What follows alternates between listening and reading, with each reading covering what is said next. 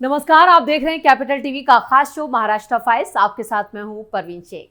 आपको बताएंगे शरद पवार के सबसे करीबी ने क्यों छोड़ा पार्टी का साथ, क्यों उद्धव से नाराज हुए अखिलेश यादव, अघाड़ी में क्यों मची है भगदड़, राहुल नार्वेकर दूसरी बार बने स्पीकर और क्यों एकनाथ शिंदे को झेलनी पड़ी भयंकर बेइज्जती। इसके अलावा जानेंगे कौन किसकी बढ़ा रहा है टेंशन, कौन किसे दे रहा है चुनौती। साथ ही आपको इन सभी खबरों से कराएंगे रूबरू। लेकिन तमाम बड़ी खबरों में आगे बढ़ने से पहले एक नजर डालते हैं महाराष्ट्र की टॉप हेडलाइंस पर। महाराष्ट्र विधानसभा चुनाव में हार के बाद शरद पवार को बड़ा झटका, गुलाब देवकर अजीत पवार गुट में हुए शामिल। महाराष्ट्र में उलटफेर, हार का जख्म भरा नहीं कि उद्धव को लगा एक और झटका, एमवीए से अखिलेश की सपा ने तोड़ा नाता। महाराष्ट्र में ईवीएम पर बड़ी रार, महाविकास अघाड़ी के विधायकों का शपथ लेने से इनकार, अघाड़ी में मची भगदड़। विधानसभा स्पीकर के लिए राहुल नार्वेकर के नाम पर लगी मोहर, लगातार दूसरी बार संभालेंगे स्पीकर की जिम्मेदारी।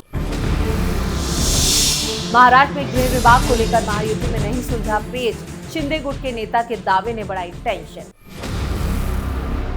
खबरों में सबसे पहले बात शरद पवार को लगे झटके की। चुनावों में महायुति की प्रचंड जीत के बाद फडणवीस सरकार का गठन हो चुका है। वहीं महाविकास अघाड़ी को अब झटके लगने शुरू हो चुके हैं। विधानसभा चुनाव के दौरान शुरू हुआ दल बदल का सिलसिला अभी खत्म नहीं हुआ है। लंबे वक्त से एनसीपी शरद पवार के वफादार रहे पूर्व मंत्री गुलाबराव देवकर ने अजीत पवार गुट के साथ जाने का फैसला किया है, जिसके लिए उन्होंने एनसीपी प्रदेश अध्यक्ष सुनील तटकरे से मुलाकात की और खुद एनसीपी अजीत गुट में जाने की पुष्टि कर दी। गुलाबराव देवकर ने शरद पवार की पार्टी से जलगांव ग्रामीण सीट से विधानसभा चुनाव लड़ा था, लेकिन उन्हें हार का सामना करना पड़ा था। विधानसभा चुनाव में हार के बाद शरद पवार गुट के लिए जलगांव जिले से ये एक और बड़ा झटका माना जा रहा है। गुलाबराव देवकर ने कहा, हम कई सालों तक सत्ता से दूर हैं, इसलिए कार्यकर्ताओं का काम नहीं हुआ है। वो हमारे लिए कई समस्याएं पैदा कर रहे थे। विधानसभा चुनाव में हार के बाद देवकर ने बताया कि उनकी कार्यकर्ताओं के साथ बैठक हुई थी, जिसमें कार्यकर्ताओं की तरफ से उन्हें सुझाव दिया गया है कि उन्हें भी सत्ता में भागीदारी निभानी चाहिए। कार्यकर्ताओं के आग्रह पर वो 9 दिसंबर को अजीत पवार गुट में शामिल होने जा रहे हैं, जिसको लेकर उन्होंने सुनील तटकरे से भी मुलाकात की। गुलाबराव देवकर ने कहा है कि वो भले ही शरद पवार गुट छोड़ रहे हैं, लेकिन इस मुद्दे पर अभी तक उनसे कोई चर्चा नहीं हुई है। लेकिन खबरें तो यहां तक है कि आने वाले वक्त में शरद पवार के कई सांसद और बचे हुए विधायक भी अजीत पवार गुट के साथ जा सकते हैं, जिससे महाराष्ट्र में शरद पवार की राजनीति पूरी तरह से खत्म हो सकती है और इसके आसार अब साफ साफ नजर आ रहे हैं। यानी अभी और झटके शरद पवार को लगने बाकी हैं। खबरों में आगे बढ़ते हैं और बात महाविकास अघाड़ी से अलग हुई समाजवादी पार्टी की। महाविकास अघाड़ी को तगड़ा झटका लगा है। समाजवादी पार्टी ने एमवीए से बाहर होने का फैसला किया है। महाराष्ट्र में समाजवादी पार्टी के प्रदेश अध्यक्ष अबू आजमी ने यह ऐलान किया है। अबू आजमी ने कहा है कि हम महाविकास अघाड़ी से बाहर हो गए हैं। एमवीए में हमारा अपमान हुआ, वो भी हमने सहा, लेकिन उद्धव ठाकरे चुनाव हारने के बाद अब हिंदुत्व का एजेंडा लेकर चल रहे हैं। 6 दिसंबर बाबरी डिमोलिशन बरसी का जश्न मनाते हैं। हम ये बर्दाश्त नहीं कर सकते। हम महाविकास अघाड़ी में नहीं रह सकते। अखिलेश यादव भी मेरी बात से सहमत होंगे। दरअसल अबू आजमी ने शिवसेना यूबीटी के एक अखबार में छपे विज्ञापन को इस बड़े फैसले के पीछे की बड़ी वजह बताया है। इस विज्ञापन में बाबरी मस्जिद को गिराने वालों को बधाई दी गई थी। अबू आजमी ने कहा, उनके यानी उद्धव ठाकरे के सहयोगी ने एक्स पर भी मस्जिद विध्वंस की सराहना करते हुए पोस्ट किया है।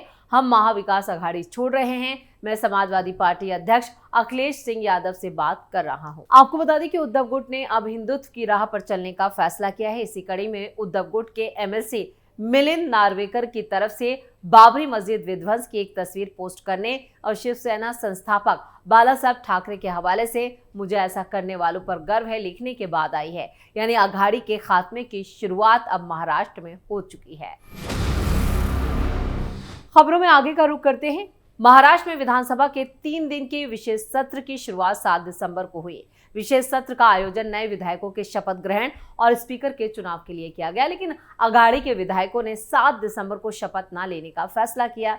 शिवसेना यूबीटी के विधायक आदित्य ठाकरे ने कहा, आज हमने फैसला किया है कि हमारे यानी शिवसेना यूबीटी के जीते हुए विधायक शपथ नहीं लेंगे। अगर ये जनता का जनादेश होता तो लोग खुश होते और जश्न मनाते, लेकिन इस जीत का कहीं भी लोगों ने जश्न नहीं मनाया। हमें ईवीएम पर शक है।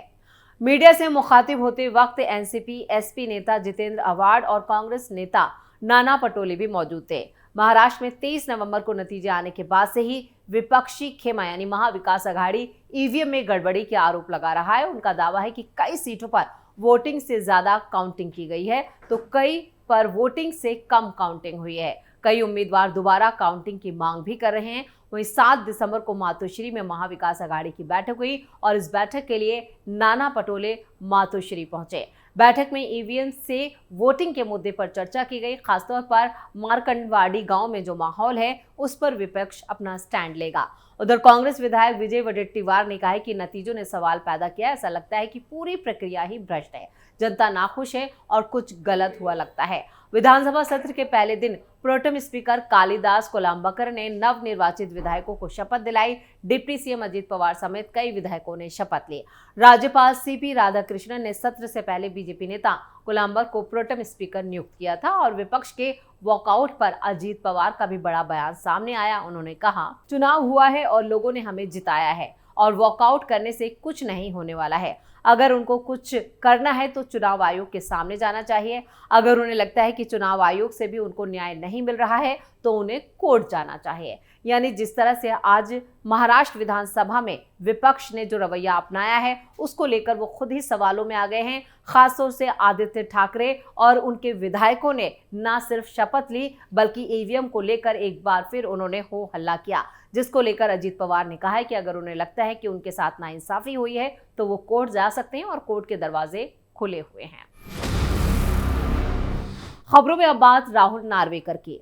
बीजेपी विधायक राहुल नार्वेकर एक बार फिर विधानसभा अध्यक्ष चुन लिए गए हैं। बीजेपी ने राहुल नार्वेकर के नाम पर मोहर लगाई। राहुल नार्वेकर रविवार को विधानसभा अध्यक्ष के तौर पर दोबारा आवेदन पत्र भरेंगे। राहुल नार्वेकर के पास लगातार दूसरी बार विधानसभा अध्यक्ष की जिम्मेदारी होगी। वहीं नार्वेकर महाराष्ट्र की कुलाबा सीट से विधायक निर्वाचित हुए। उन्होंने शनिवार को विधानसभा पद की शपथ ली और महायुति की 2.5 साल की सरकार में वो भी विधानसभा स्पीकर चुने गए थे। कुलाबा में वो बड़े मार्जिन से जीते थे। उन्हें कांग्रेस के हीरा नावजी देवासी से 32,504 वोटों की तुलना में 81,085 वोट मिले, जबकि 2019 में उन्होंने कांग्रेस के बड़े नेता भाई जगताप को हराया था। नार्वेकर को 57,420 और भाई जगताप को 41,225 वोट मिले थे। राहुल नार्वेकर एनसीपी नेता राम राजे नाइक निंबाळकर के दामाद हैं और राहुल के पिता सुरेश नार्वेकर कोलाबा में नगर पार्षद थे। राहुल का पूरा परिवार राजनीति से जुड़ा है। भाई नगर पार्षद हैं जबकि भाभी भी कफ परेड से बीजेपी की पार्षद हैं। हालांकि राहुल नार्वेकर ने अपने करियर की शुरुआत शिवसेना के साथ की थी और 2014 में शिवसेना छोड़कर वो एनसीपी में शामिल हुए थे और मावल सीट से लोकसभा चुनाव लड़ा था। जून 2016 में वो विधानसभा पार्षद निर्वाचित हुए थे। उन्हें गवर्नर ने मनोनीत किया था।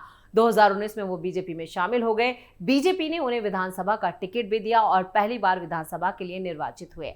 2022 में जब महायुति की सरकार आई तो राहुल नार्वेकर को स्पीकर बनाया गया। वो भारत के किसी भी राज्य की विधानसभा के सबसे कम उम्र के स्पीकर चुने गए थे। खबरों के आखिर में बात एकनाथ शिंदे की। महाराष्ट्र में अभी भी चर्चाएं जोरों पर हैं कि एकनाथ शिंदे गृह मंत्रालय चाहते हैं और बीजेपी उन्हें गृह मंत्रालय देने को तैयार नहीं है। बार बार शिंदे की नाराजगी की खबरें भी सामने आ रही हैं। शिंदे के नेताओं के भी अब इस पर खुलकर बयान सामने आ रहे हैं। शिवसेना नेता गुलाबराव पाटिल ने कहा है कि गृह मंत्रालय की मांग की गई है, फैसला तीनों दलों को एक साथ लेना है, देखते हैं क्या होता है।